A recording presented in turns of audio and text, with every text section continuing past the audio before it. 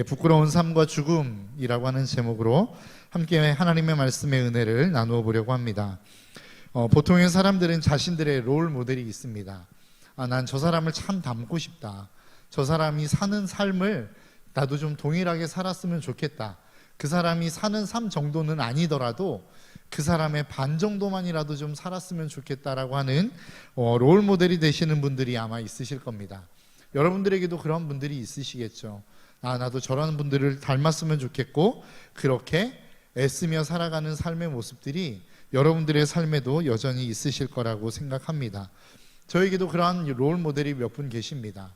신앙적으로 봤을 때 롤 모델, 아니면 사역 면에서 있어서의 롤 모델, 이런 몇 분의 롤 모델이 저에게도 있습니다.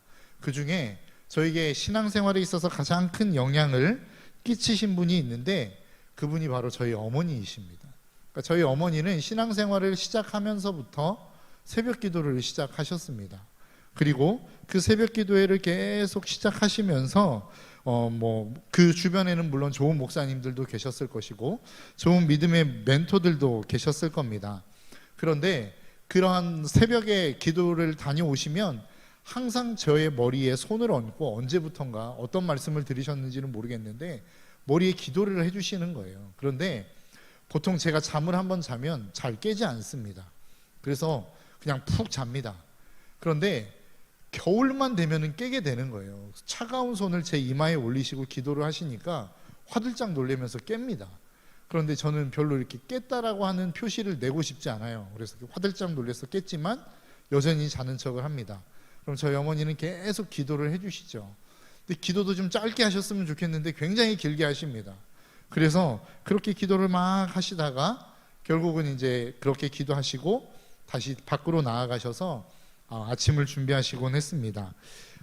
제가 옆에서 본 저희 어머니의 모습은 항상 좋을 때나 좋지 않을 때나 자기가 본인의 원하는 뜻대로 삶이 흘러갈 때나 그렇지 못할 때나 언제나 늘 하나님 앞에 기도하는 분이셨다라고 하는 이미지가 제 머릿속에는 있습니다. 저희 어머니가 저에게 늘 그렇게 말씀하셨거든요. 직장에서 나는 인정받는 직장 생활을 했어. 제가 보지 않았으니까 잘 모릅니다. 그런데 저희 어머니는 늘 그렇게 말씀하셨어요. 그리고 그러한 직장 생활 안에서 저희 아버지를 만나서 결혼을 하셨습니다. 그리고 그 결혼 생활 속에서 쌓았던 신뢰를 바탕으로 어머니가 사업을 시작하셨어요. 처음에 사업을 시작하실 때는 괜찮았던 것 같습니다. 그런데 어느 순간인가 이 사업이 어려워지면서 부도가 났어요. 그러면서 집안이 굉장히 어려워지기 시작했습니다. 그런데도 불구하고 제가 그러한 상황을 겪으면서 저는 결론을 내렸거든요. 하나님이 살아계시지 않거나 하나님이 살아계신다면 하나님은 우리를 사랑하지 않는다. 이 결론을 내고 신앙생활을 하지 않았는데, 그랬음에도 불구하고 저희 어머니는 여전히 그 하나님을 신뢰하는 모습을 가지고 살아가시더라라고 하는 겁니다. 사실 처음에 어머니의 사업이 잘 되었을 때는 어머니가 신앙생활하는 그 신앙생활을 별로 탐탁치 않게 생각했습니다. 그렇게 신앙생활을 열심히 해도 복을 주시니까 그런가 보다라고 하는 생각이 있었어요. 그런데 정말로 그 삶이 어려워지면서도 여전히 그 하나님을 신뢰하는 모습을 바라보며 어머니의 신앙 속에는 뭔가가 있는 것 같다라는 생각을 제 스스로 했던 것 같습니다. 이게 제가 저희 어머니를 신뢰하며 그 어머니에게서 신앙생활에 영향을 받은 그 롤모델의 모습이었습니다. 여러분들은 어떠신가요? 여러분들에게도 그러한 신앙의 롤모델이 있으실 거라고 생각합니다. 반면에 세상의 모든 것들을 가지고 있지만 정말로 저 사람만큼은 좀 닮지 않았으면 좋겠다라고 하시는 분들이 있을지도 모르겠습니다. 여러분, 오늘 본문의 말씀을 보면 사울의 죽음에 대해서 이야기하고 있습니다. 그리고 그 사울의 죽음의 마지막을 이렇게 평가합니다. 오늘 본문 13절부터 14절입니다. 사울이 죽은 것은 여호와께 범죄하였기 때문이라. 그가 여호와의 말씀을 지키지 아니하고 또 신접한 자에게 가르치기를 청하고 여호와께 묻지 아니하였으므로 여호와께서 그를 죽이시고 그 나라를 이새의 아들 다윗에게 넘겨주셨더라. 여러분, 지금 뭐라고 말씀하고 있냐면 사울이 죽었다는 거예요. 그런데 죽은 이유가 뭐냐면 하나님의 말씀 듣지 않았기 때문이다 라고 이야기하고 있는 것입니다. 그가 하나님 앞에 범죄했기 때문에 그는 죽은 것이야 라고 이야기하고 있는 거예요. 그 범죄를 크게 세 가지로 이야기합니다. 첫 번째는 여호와의 말씀을 지키지 않았기 때문이고, 두 번째는 신접한 자에게 가르치기를 청하였기 때문이고, 그리고 마지막은 여호와께 묻지 아니하였기 때문이다라고 이야기하고 있습니다. 여러분, 오늘날의 평가로 보면 오늘날의 그리스도인 역시도 성경을 근거로 사울은 실패한 인생이야 라고 우리는 생각하지 않습니까? 그는 하나님 앞에 버림받았어, 그리고 실패한 인생이 될 수밖에 없어 라고 우리는 그 사울을 평가한단 말이죠. 그런데 그 사울과 함께 그 동시대를 살았던 사람들도 똑같이 평가하고 있을까요? 우리가 생각하는 것처럼 사울 그 사람 못된 사람이야, 그 사람 하나님의 말씀 지키지 않았어, 그 사람 악한 왕이었어 라고 그 사울과 동시대를 살았던 사람들도 그렇게 동일하게 평가하고 있을까라고 하는 겁니다. 저에게는 그 질문이 있었어요. 그런데 그러한 삶의 모습을 보며 사울을 그 성경책에서 보면서 사울이 결코 동시대의 사람들에게는 이러한 평가를 받지 않았을 것 같다라는 생각을 하게 되었습니다. 그리고 그 근거가 오늘 본문에 등장합니다. 11절과 12절입니다. 길르한 야베스 사람 모든 사람이 블레셋 사람들이 사울에게 행한 일을 듣고 용사들이 다 일어나서 사울의 시체와 그의 아들들의 시체를 거두어 길르한 야베스로 가져다가 그곳 상수리 나무 아래 그 해골을 장사하고 7일간 금식하였더라. 블레셋 사람들과 전쟁했습니다. 그리고 사울과 세 아들이 그곳에서 장렬하게 전사했어요. 그런데 그 블레셋 사람들이 사울이 괘씸했는지 그 시체를 수습해다가 자신들의 신전인 다곤 신전에다가 목을 걸어버렸습니다.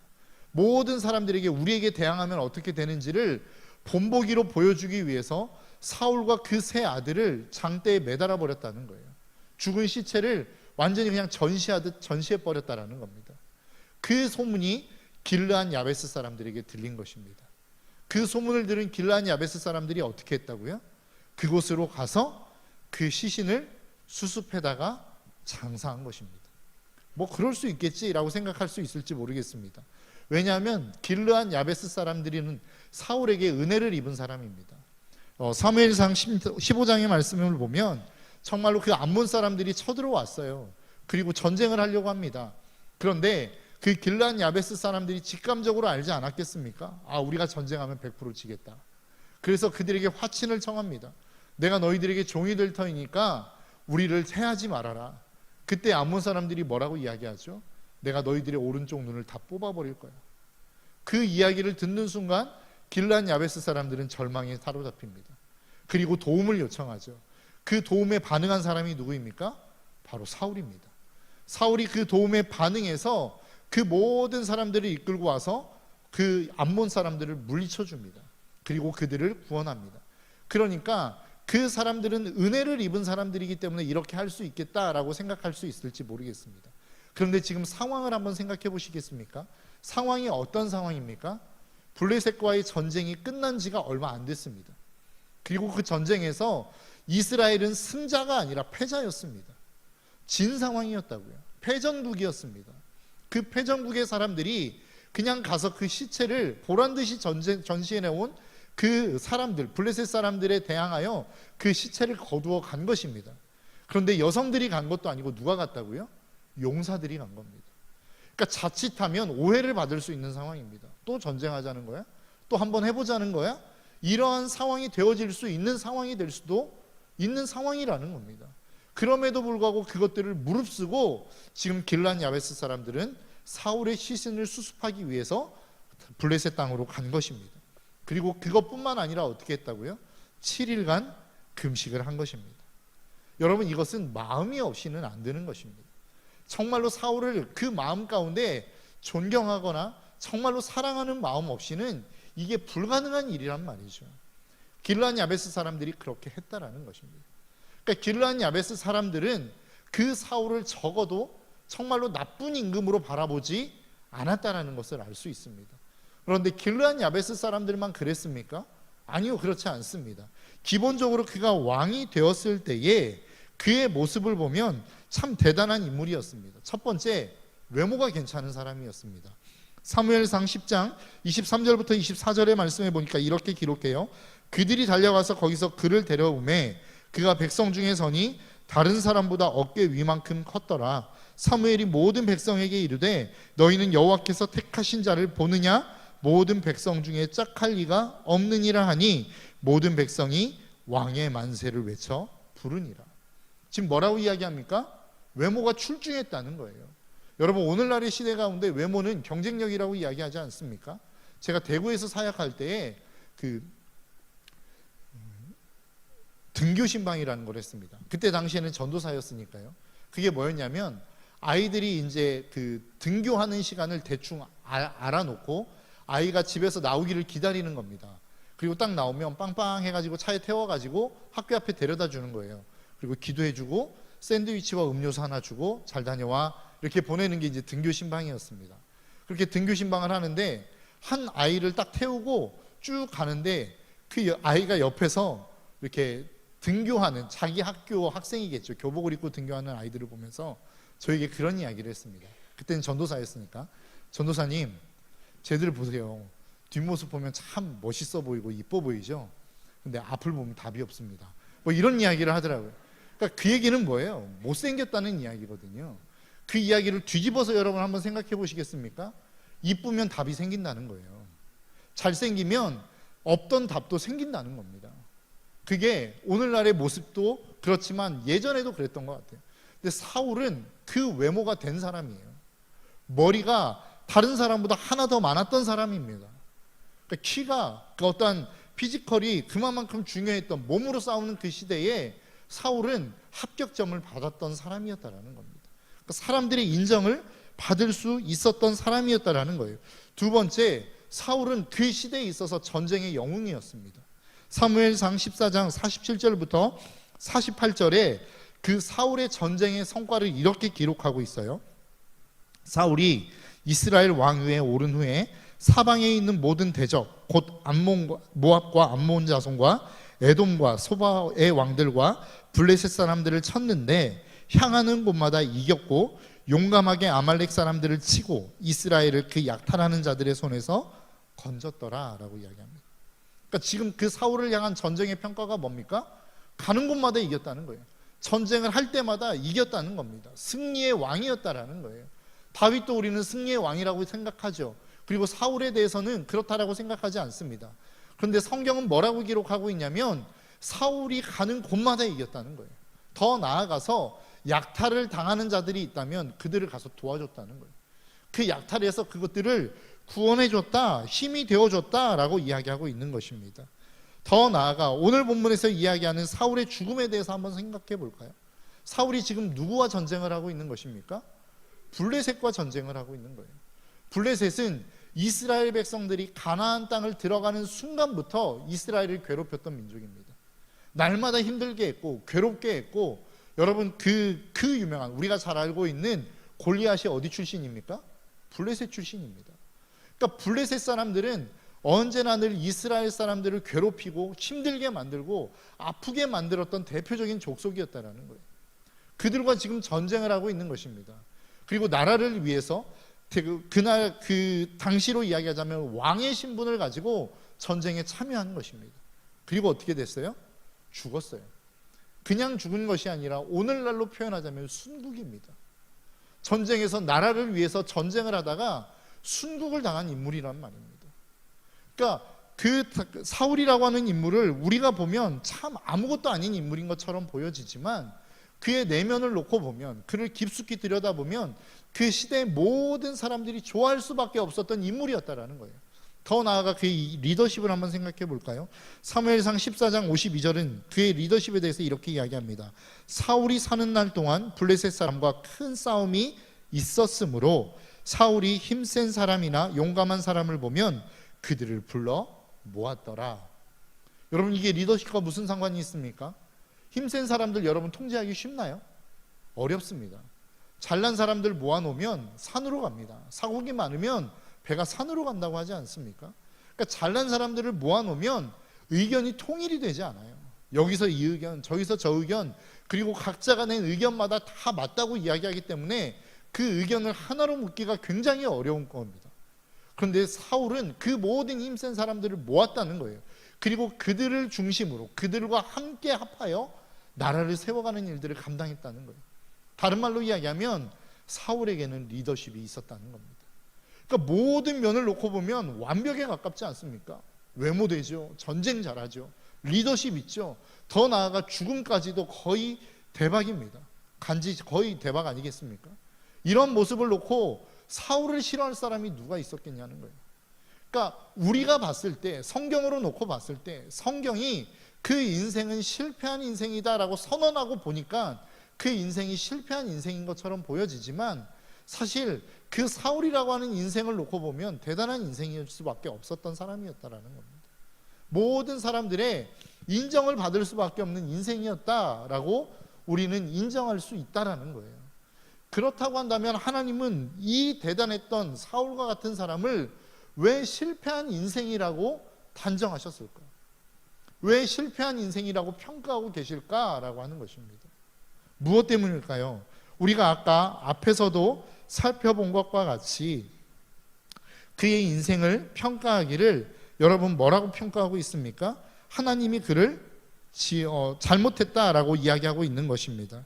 오늘 본문 13절과 14절입니다. 사울이 죽은 것은 여호와께 범죄하였기 때문이라. 그가 여호와의 말씀을 지키지 아니하고 또 신접한 자에게 가르치기를 청하고 여호와께 묻지 아니하였으므로 여호와께서 그를 죽이시고 그 나라를 이새의 아들 다윗에게 넘겨주셨다라고 이야기합니다. 여러분 한번 생각해 보십시오. 여러분 사울이 하나님의 말씀을 듣지 않은 게 언제입니까? 왜 듣지 않았다라고 말씀하고 있을까요? 하나님께서 사울을 버리시겠다라고 확정하신 때가 언제이죠? 그게 바로 암몬 족속과 전쟁했을 때입니다. 그 전쟁 속에서 하나님께서 사무엘을 통하여 명령하십니다. 너는 그곳에 가서 모든 암몬의 족속들을 다 진멸해라. 아이와 젖 먹이는 자들과 모든 사람들을 다 진멸해라 라고 말씀하셨다라는 거예요.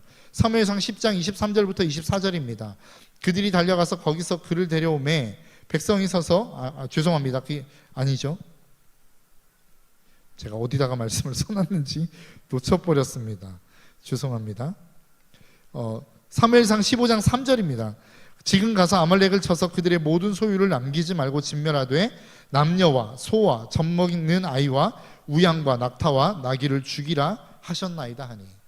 그러니까 지금 하나님께서 죄송합니다. 제가 암몬이라고 이야기했는데 아말렉입니다. 아말렉을 쳐서 모든 소유를 남기지 말라고 이야기했어요. 젖 먹이 아이까지 다 죽이라고 이야기했습니다. 양과 우양과 낙타와 그리고 나귀까지 다 죽이라고 지금 하나님이 명령하신 것입니다. 그런데 사울이 어떻게 했죠? 그가 가서 모든 것들을 다 진멸하고 사람은 다 죽였습니다. 그런데 살찐 양과 가축은 살려서 돌아옵니다. 그러면서 그가 내세운 명분이 무엇입니까? 하나님을 예배하기 위함입니다. 하나님에게 제사할 제물을 드리기 위함입니다 라고 이야기했다라는 거예요. 그런데 그 이야기를 듣고 난 다음에 하나님께서 사무엘에게 말씀하신 내용이 무엇입니까? 나는 이제 더 이상 사울을 왕으로 삼지 않겠다. 나는 그를 버릴 거야 라고 이야기합니다. 그 이야기를 듣고 사울이 사무엘에게 간청하는 내용이 나옵니다. 사무엘상 15장 30절의 말씀인데요. 사울이 이르되 내가 범죄하였을지라도 이제 청하옵나니 내 백성의 장로들 앞과 이스라엘 앞에서 나를 높이사 나와 함께 돌아가서 내가 당신의 하나님 여호와께 경배하게 하소서 하더라 라고 이야기합니다. 지금 사울이 사무엘에게 간청하는 거예요. 하나님이 당신 버렸습니다. 이제 더 이상 왕으로서 당신은 이제 그 사명을 감당하지 못할 것입니다 라고 이야기할 때에 사울이 간청하는 게 뭐예요? 내가 여호와 앞에 가서 경배하게 해주십시오 라고 간청하고 있습니다. 그런데 그 간청의 내용을 보니까 참 상식에 맞지 않는 두 가지의 내용이 나옵니다. 첫 번째는 뭐냐면 그가 이야기하는 게 사울이 이르되 내가 범죄했을지라도 이제 청하옵나니 내 백성의 장로들 앞과 이스라엘 앞에서 나를 높이사라고 이야기합니다. 여러분 한번 생각해 보시겠습니까? 지금 경배를 누구에게 드린다고요? 하나님께 드리는 겁니다. 그럼 경배의 대상이 누구입니까? 하나님이시죠. 그럼 당연히 그 경배를 통해서 높임을 받아야 되시는 분도 누구입니까? 하나님이십니다. 그런데 지금 사울은 뭐라고 이야기하는 거예요? 내가 지금 경배할 텐데, 여호와께 경배할 텐데 그 경배를 통해서 내가 높임을 받았으면 좋겠습니다 라고 이야기하는 거라고. 여러분 뭔가 말이 앞뒤가 안 맞는 것 아닙니까? 우리가 하나님께 경배하면, 우리가 하나님을 예배한다면, 우리가 그 하나님 앞에 나아가 찬양과 말씀과 예배의 자리로 나아간다면 이 예배를 통하여 영광을 받으셔야 되는 분은 오직 한 분 하나님뿐이라는 거예요. 근데 사울은 그 영광 내가 받고 싶다라는 겁니다. 예배의 초점이, 예배의 주소가 지금 잘못되어 있는 것입니다. 여러분, 우리는 어떻습니까? 우리도 지금 예배의 자리에 나와 있어요. 하나님을 예배해요. 하나님을 찬양해요. 그런데 이 찬양을 통해서 진짜 하나님이 높임 받기를 여러분 소망하고 계십니까? 우리의 이 예배를 통해서 내가 아닌 하나님이 높임 받으시기를 소망하는 마음이 여러분들의 마음 가운데는 있으십니까? 정말로 내가 이 봉사를 통해서, 내가 이 헌신을 통해서 내가 아닌 하나님이 드러나기를 소망하는 마음이 여러분들의 마음 가운데 있으시냐라고 하는 것입니다. 사울은 어땠다는 거예요? 말은 경배고 말은 하나님을 예배하는 예배이지만 결국은 그 초점은 자신이 높임 받는 것에 있었다라고 하는 것입니다. 제가 지난주 목요일입니다. 지난주 목요일에 새벽기도 인도를 했어요. 그런데 그 새벽기도 인도가 사실은 제 차례가 아니었습니다. 담임 목사님 차례였는데 저녁에 갑자기 연락이 오셨어요. 그래서 말씀 사경에 수고 많으셨습니다. 내일 새벽에 말씀 좀 전해주십시오라고 이렇게 부탁의 문자가 왔어요. 좀 당황스럽기는 했습니다. 다른 말씀 없이 그냥 그렇게만 말씀하셔서 알겠습니다 하고 이제는 제가 말씀을 준비하고 말씀을 전했습니다. 그러니까 알고 보니까 목사님 이 치아가 부러지셨다고 하더라고요. 그래서 이가 이렇게 부러지신 채로 이렇게 말씀을 전하시면 이렇게 화면에 나타날 텐데 성도님들이 많이 걱정하실까봐 저에게 그렇게 부탁을 하셨던 것 같아요. 근데 문제는 뭐냐면 그 다음이었습니다. 그렇게 말씀을 전하고 난 다음에 부교역자들이 저에게 너무 좋은 칭찬들을 많이 해줬어요. 목사님 갑자기 그렇게 설교를 했는데 너무 자연스럽게 잘하셨습니다. 너무 은혜 받았습니다. 뭐 이런 이야기를 해주시는 거예요. 너무 기분이 좋았습니다. 너무 감사했습니다. 그리고 그 기분을 가지고 저희 아내에게 갔습니다. 자기야, 우리 부목사님들이 이렇게 이야기하더라. 그랬더니 저에게 대뜸 하는 얘기가 뭐냐면 교만해지면 큰일 난다. 그렇게 하면 안 돼. 이렇게 저에게 이야기를 하는 거예요. 너무 기분이 나빴습니다. 뭔가 산물을 확 끼얹는 것 같은 느낌이 너무 크게 들었습니다. 그래서 더 이상 말을 안 하고 싶었습니다. 침묵을 했습니다. 그러다가 제가 그 이야기가 있기 전에, 이 일이 있기 전에 며칠 전에 저희 아내와 함께 나누었던 제 마음을 나눴던 이야기들이 있었어요. 그게 뭐였냐면 제가 이제 설교를 하다 보면 설교 후에 저에게 간혹 목사님 은혜 받았습니다 이렇게 인사해 주시고 가는 분들이 있어요. 그러면 너무 기분이 좋습니다. 너무 감사합니다. 그래서 막 기분이 날아갈 것 같아요. 너무 기분 좋은 마음으로 이렇게 집에 딱 돌아가면 그 기분을 한참 동안 묵상을 합니다. 근데 문제는 뭐냐면 다음 설교할 때 너무 부담이 되는 거예요. 은혜를 받았다고 했는데 다음 설교에 망치면 안 되니까 또 그 말씀에 대해서 준비하는 부담이 생기기 시작하는 겁니다. 그래서 이제 말씀을 막 준비하는데 부담은 되고 왜 이럴까 막 이런 생각을 하다 보니까 어떤 생각이 제 마음 가운데 들었냐면 내가 지금 하나님의 말씀을 준비하고 하나님이 나에게 원하시는 뜻이 무엇인지를 성도들에게 선포하도록 지금 준비하는 시간인데 내가 그것들은 고민하지 않고 성도들이 어떤 이야기를 하면 좋아할지를 고민하고 있는 제 모습을 발견하게 된 겁니다. 그러면서 그 이야기를 저희 아내에게 나눈 거예요. 내가 이렇게 이야기하니까 너무 감사한 마음으로 내가 들어서 기분은 좋은데 내 마음이 교만해지더라. 내 마음이 힘들어지더라. 정말로 본질을 잃어버리게 되더라 라고 하는 이야기를 나누기 시작했어요. 그리고 그 이야기가 제가 그 이야기를 내뱉는 순간 저희 아내에게서 번뜩 떠올랐나 봅니다. 그러니까 교만해지면 큰일 나. 안 돼. 우리 죽어. 뭐 이렇게 이야기를 하더라고요. 그래서 정말로 기분이 확 샜지만 다시 마음을 다잡을 수 있었습니다. 그리고 오늘 말씀을 준비하면서 그때가 다시 생각이 났어요. 내가 정말로 그 말씀을 준비하는 가운데 나를 드러내기 위해서 내가 말씀을 준비하는 자가 되어서는 안 되겠구나. 내가 나를 위해서, 나를 높이기 위해서 이 말씀을 준비하는 준비자가 되면 안 되겠구나라고 하는 생각을 다시 한번 하게 되었습니다. 그러면서 정말로 다시 한번 이 예배의 주인, 이 예배를 통해서 높임을 받으셔야 되는 분은 오직 한 분 하나님이라는 사실을 다시 한번 제 마음 가운데 새기는 시간이 되었습니다. 여러분들은 어떠십니까? 여러분, 사울이 이야기합니다. 나 하나님 경배해. 나 하나님 예배하는 사람이야. 그런데 이 예배를 통해서 내가 높아졌으면 좋겠어. 내가 드러났으면 좋겠어. 이 헌신을 통해서 내가 사람들에게 인정받을 수 있었으면 좋겠어. 내가 봉사하는 이 봉사들을 통해서 사람들이 나를 좀 알아줬으면 좋겠어. 이 마음이 우리의 마음 가운데 있지 않습니까? 그러면 이미 우리의 예배는 실패한 겁니다. 그러면 이미 우리의 예배는, 우리의 찬양은, 우리의 기도는, 우리의 설교는 끝난 거라고요. 하나님이 받으시는 게 아니란 말입니다. 우리의 예배는 오직 하나님의 영광이요, 그 하나님의 뜻을 찾아가는 데 있음을 저와 여러분들이 잊지 않으셨으면 좋겠습니다. 이것이 우리의 예배입니다. 이것이 우리가 드려야 될 참된 우리의 헌신이라는 사실을 저와 여러분들이 잊지 않으시기를 주님의 이름으로 축복합니다. 또 한 가지, 이 상식적으로 이해되지 않는 두 번째의 말은 무엇이냐면 당신의 하나님 여호와입니다. 여러분, 사울은 하나님을 믿지 않습니까? 사울은 하나님을 따르지 않는 사람입니까? 아니요, 그렇지 않아요. 사울도 분명하게 알고 있습니다. 자신이 하나님이 세우신 왕이라는 사실을 사울도 분명하게 알고 있었어요. 그리고 그것을 믿고 따라갔던 사람입니다. 그런데 하나님을 내가 경배하러 가야 되겠습니다 라고 이야기할 때 나의 하나님이라고 이야기하지 않아요. 당신의 하나님 여호와라고 이야기합니다. 여러분, 하나님에게 있어서, 여러분들에게 있어서 그 하나님은 누구의 하나님이십니까? 여러분의 하나님이십니까? 아니면 다른 사람의 하나님이십니까? 에이, 내 하나님은 우리 어머니의 하나님이야.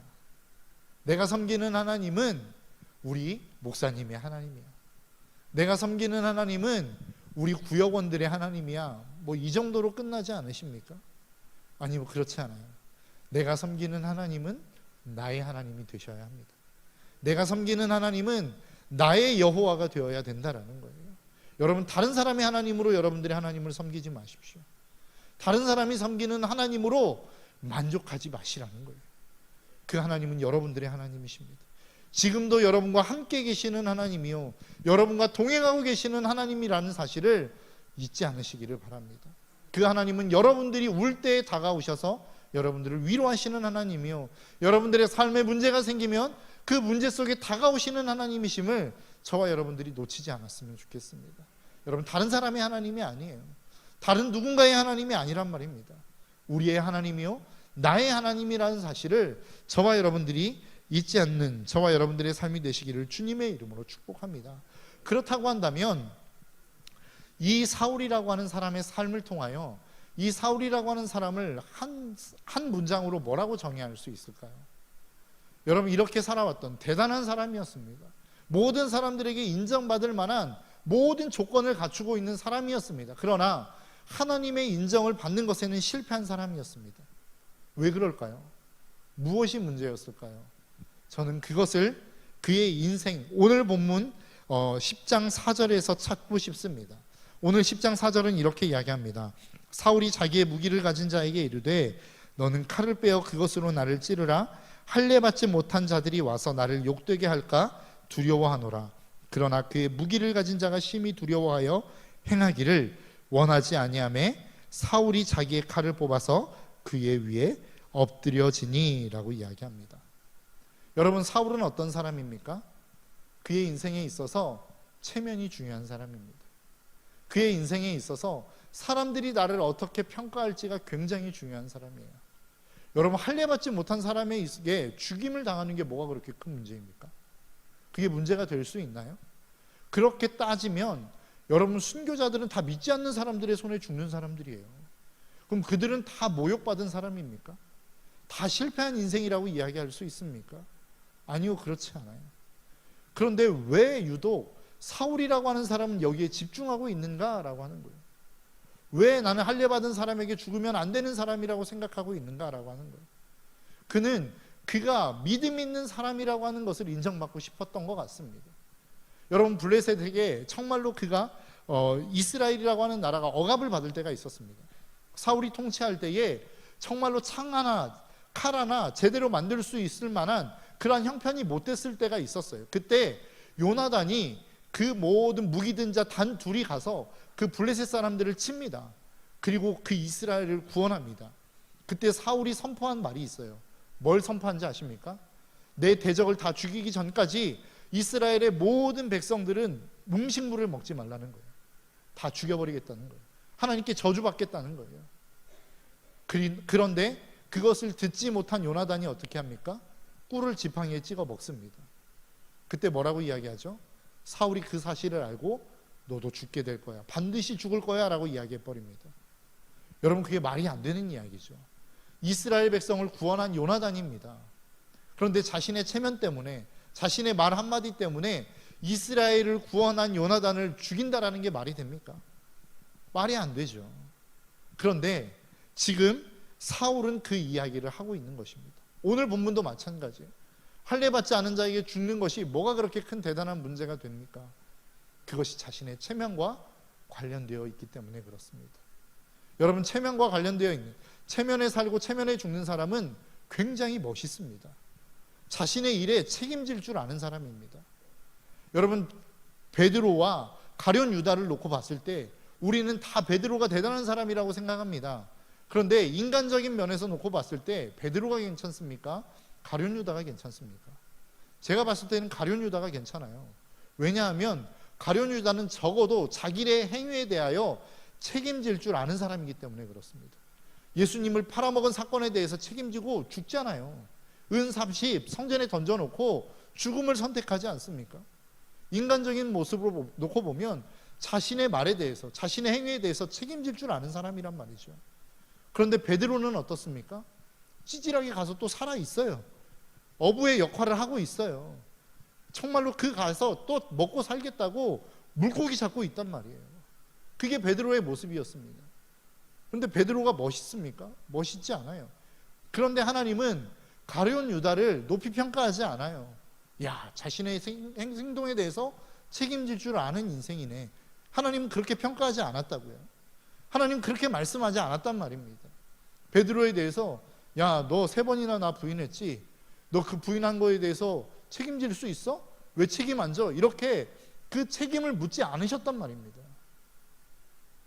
오늘 본문에 등장하는 사울과 거의 비슷한 시대를 살았던 다윗도 마찬가지예요. 사울은 멋있는 삶을 살았다고요. 정말로 리더십이 있어서 힘 있는 자들을 이끄는 삶을 살았단 말입니다. 전쟁에서도 늘 승리했고 그의 마지막도 정말로 간지나게 순국으로 멋지게 끝을 낸 사람이었단 말이에요. 근데 다윗은 어떻습니까? 자신의 목숨 하나 구걸하고자 침 흘리며 미친 척한 사람 아니에요? 얼마나 자존심 상했겠어요? 얼마나 체면을 구겼겠어요? 살겠다고 도망가서 여러 가지 저주의 소리를 듣고도 끝까지 살아남았던 사람이 다윗 아닙니까? 여러분, 우리의 삶 가운데 고난이 다가올 때 고난보다 더 견디기 힘든 게 뭐예요? 그 고난 속에서 아무 역할도 할 수 없는 연약한 나 자신을 발견하는 것 아닙니까? 그 힘들고 어려운 시간 속에서 너무나도 무능한 나를 발견하는 것 자체, 그러므로 말미암아 체면을 굴릴 수밖에 없는 내 모습을 직면하는 모습을 보는 게 어려운 거 아니에요? 그게 우리의 모습이란 말입니다. 우리는 세상을 살아가며 그런 사람을 꿈꿔요. 자기의 행위에 대해서 책임질 줄 아는 사람. 책임지지 말라는 이야기가 아니에요. 그러나 우리는 우리의 삶에 대해서 책임질 만한 능력이 있는 사람들이 아니란 말입니다. 그것들을 감당해낼 수 있을 만한 대단한 힘과 능력과 위치에 있는 사람들이 아니란 말이에요. 날마다 결단하지만 무너지고 날마다 다시 한번 일어서려고 하지만 넘어질 수밖에 없는 연약한 존재라는 겁니다. 그 사실을 하나님은 알고 계셨어요. 그리고 지금도 알고 계신단 말입니다. 그러한 우리에게 찾아오신 게 하나님의 은혜란 말이죠. 그래서 우리가 힘써야 되는 건 뭐예요? 내 인생 내가 책임지기 위해서 아둥바둥 사는 것이 아니라 하나님을 바라보는 것이 믿음의 사람의 삶의 모습이란 말입니다. 그런데 우리는 세상의 가치에 우리의 마음을 빼앗기고 그게 멋있어 보인다는 이유로 우리는 우리의 인생을 책임지려고 해요. 여러분, 누가 우리의 인생을 책임질 수 있어요? 우리가 우리의 인생을 책임진다고 하면 우리의 모든 인생은 다 지옥으로 마감을 질 수밖에 없는 인생이란 말입니다. 하나님이 우리의 인생 가운데 찾아오셨어요. 왠지 모르게 우리의 삶이 찌질해요. 그것을 인정하고 싶지 않아요. 그것을 우리가 인정하고 싶지 않단 말입니다. 그래서 최선을 다해서 살아요. 그럼에도 불구하고 여전히 우리의 삶 가운데 찌질한 모습이 발견된단 말이죠. 그것을 가지고 하나님 앞에 엎드리는 것이 그리스도인의 삶이란 말입니다. 그것을 가지고 하나님 앞에 나아가는 것이 믿음의 사람의 삶의 모습이란 말입니다. 아, 나 찌질하구나, 안 되는구나, 힘을 좀 더 키워봐야지. 힘 있는 사람에게 가서 붙고 그것을 세상적인 방식으로 풀어내는 것이 믿음의 삶의 모습이 아니라는 거예요. 그것을 잘했던 사람이 사울이란 말입니다. 그것을 굉장한 힘으로 만들어냈던 사람이 사울이란 말이에요. 그래서 많은 사람의 인정도 받았어요. 많은 사람들에게 멋있다라고 하는 인정도 받았어요. 그가 죽었을 때 그의 장사를 성대하게 치러주는 사람들도 있었단 말이에요. 그런데 오늘 본문의 평가는 무엇입니까? 실패했다는 겁니다. 하나님 바라보지 않았다라는 겁니다. 그렇게 하나님 바라보지 않고 자신의 뜻대로, 자신의 생각대로, 세상적인 방식대로 그 삶을 풀어냈던 사람, 그 사람에게 하나님의 말씀이 들릴 리가 있겠습니까? 그러니까 하나님이 말씀하지 않았다라고 이야기하지만 하나님의 말씀이 있었음에도 불구하고 그의 인생 가운데 하나님의 말씀이 들리지 않은 거예요. 수많은 방법으로 하나님은 우리에게 말씀하십니다. 때로는 저 앞에서 말씀드린 것과 같이 저희 아내에게 말씀하시는, 아내를 통해서 말씀하시는 음성으로 하나님이 말씀하실 때도 있고, 아니면 지금처럼 설교를 통해서, 아니면 믿지 않는 사람들의 이야기들을 통해서 하나님은 끊임없이 우리에게 말씀하신단 말입니다.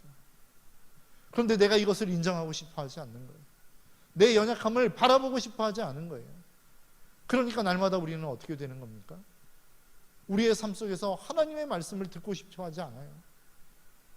그러니까 날마다 우리의 삶은 실패하는 삶이 되는 거란 말입니다. 저와 여러분들의 삶이 정말로 우리의 삶의 위치가 어디에 있는지를 바로 깨닫는 저와 여러분들의 삶이 되시기를 주님의 이름으로 축복합니다. 제가 사역을 처음 하는 그 초창기에 너무 힘들었어요. 왜 힘들었냐면 내가 무엇인가 괜찮은 믿음의 사람, 괜찮은 목사, 괜찮은 전도사가 되어 보이고 싶은데 나에게는 그런 능력이 없는 거예요. 그런 재능도 없는 거예요. 그러니까 너무 힘든 거예요.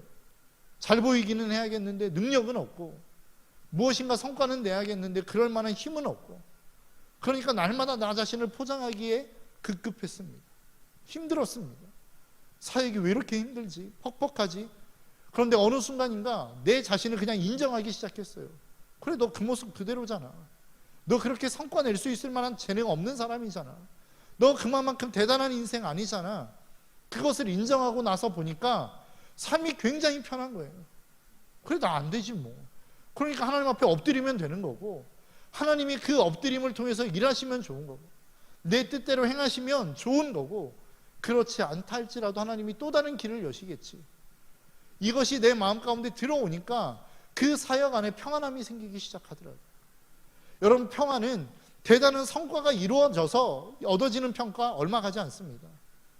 무엇인가 잘해서 칭찬받음으로 오는 그 평안과 평가는 우리의 삶 가운데 얼마 가지 않아요. 그러나 그 하나님을 신뢰함으로 얻어지는 평가는 평생 가는 겁니다. 우리의 삶 가운데 절대 끊어지지 않는 거란 말입니다. 여러분, 저와 여러분들의 삶 가운데 이 놀라운 하나님의 평강과 은혜가 우리의 삶 가운데 가득 채워지는 저와 여러분들의 삶이 되시기를 바랍니다. 이것이 이루어지기 위해서 첫 번째 선행되어야 될 조건, 내가 내 자신을 바라보는 겁니다. 체면으로 사는 거 아니에요. 자존심으로 사는 거 아니란 말입니다. 이거 내려놓고 하나님이 나에게 주시는 은혜를 공급받으며 살아가는 거란 말입니다. 여러분, 체면으로 살고 자존심으로 살면 많은 사람들에게 인정받을 수 있습니다. 괜찮아 보일 수 있습니다. 멋있어 보일 수 있습니다. 그러나 하나님이 인정하시는 삶은 아닐 수 있습니다. 여러분, 이 말씀을 오해하지 마십시오. 아무렇게나 살아도 된다는 이야기 아닙니다. 정말로 내가 아무런 능력 없이, 자기 개발 없이 되는 대로 살아도 된다는 이야기 아닙니다. 최선의 노력하십시오. 할 수 있는 거 다 하십시오.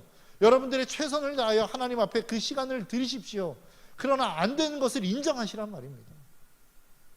그리고 그것을 하나님 앞에 내가 맡기라는 말이죠. 그것이 우리가 살아가는 이 땅의 우리의 삶의 모습이란 말입니다. 그 삶을 하나님이 불쌍히 여겨보실 때에 우리의 삶은 그 하나님의 은혜를 덧입는 인생이 될 수 있다라는 사실을 저와 여러분들의 삶이 깨닫는 저와 여러분들의 삶이 되시기를 주님의 이름으로 축복합니다. 여러분, 신앙은 내가 높아지는 게 아닙니다. 내가 하나님 앞에서 잘났다라고 인정받는 게 아닙니다. 이 신앙을 통해서 내가 높아지고 내가 칭찬받고 내가 잘났다라고 인정받는 게 아니에요. 나는 못났다라고 해도 괜찮습니다. 그것을 통해서 하나님이 인정받으실 수 있다면 우리는 기꺼이 내 삶 가운데 못난 인생을 드러내는 것입니다. 여러분, 우리를 질그릇이라고 표현하지 않습니까? 고린도서에서는 우리를 질그릇에 비유하고 있습니다. 그 질그릇이 그냥 질그릇이 아니라 그 안에 보화를 담은 질그릇이라고 표현하고 있습니다. 여러분, 질그릇이 아주 튼튼해서 그 보화를 감싸고 있으면 어떻게 되죠? 그 질그릇 안에 보화는 보이지 않습니다. 그런데 어느 순간 그 질그릇을 가지고 가다가 넘어졌어요. 질그릇을 떨어뜨렸어요. 질그릇이 쨍그랑 깨져버렸습니다. 그럼 어떻게 되는 건가요? 그 질그릇 안에 있는 보화가 드러나는 것입니다. 그 보석에 그 보화의 빛이, 그 찬란함이, 그 아름다움이 드러나는 거라고요. 여러분들의 인생이 깨지는 거 두려워하지 마십시오. 여러분들의 인생의 깨짐을 통하여 하나님의 영광이 드러날 수 있습니다. 여러분, 우리가 잘나야만 하나님의 영광 드러나는 것 아닙니다. 우리가 무엇인가 성공해야만 하나님의 영광 드러나는 것 아닙니다. 우리가 부족해도 하나님은 그것을 사용하셔서 그것을 합력하여 선으로 만들어 가시며 그것을 가장 아름다운 것으로 받으실 수 있는 전능하신 하나님이심을 저와 여러분들이 잊지 않으시기를 주님의 이름으로 축복합니다. 우리가 아까 찬양의 가사에서 내 하나님은 크고 힘있고 능있어 못할 일 전혀 없다고 고백했습니다. 그 못할 일이 전혀 없는 것 안에는 내가 잘한 것도 포함되어 있지만 내가 실패한 것, 내가 부족한 것, 내가 연약한 것도 포함되어 있는 것입니다.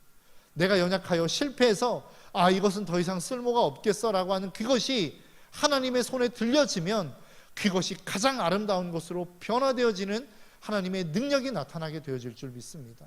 저와 여러분들의 삶이 그러한 삶이 되시기를 바랍니다. 사울은 그러한 삶을 살지 못했어요. 다윗은 그러한 삶을 살아냄으로 말미암아 비록 사람들에게는 무엇인가 조금 더 부족한 인생인 것처럼 보여지고 거대한 왕국은 이루었지만 그의 인생의 도덕성이나 그의 인생의 어떠한 삶의 모습을 보면 존경받을 만한 것들이 없었어요. 그럼에도 불구하고 하나님이 그를 위대한 인물로 들어 쓰셨던 것은 그의 인생을 하나님 앞에 내어 맡기는 인생이었기 때문에 가능했다는 사실을 저와 여러분들이 잊지 않으셨으면 좋겠습니다. 날마다 우리의 연약함을 인정하고 하나님 앞에 우리의 삶을 내어드림으로 말미암아 그 하나님이 우리의 삶을 아름답게 가꾸어 가시는, 그래서 승리한 인생이라고 인정받는 저와 여러분들의 삶이 되시기를 주님의 이름으로 축복합니다.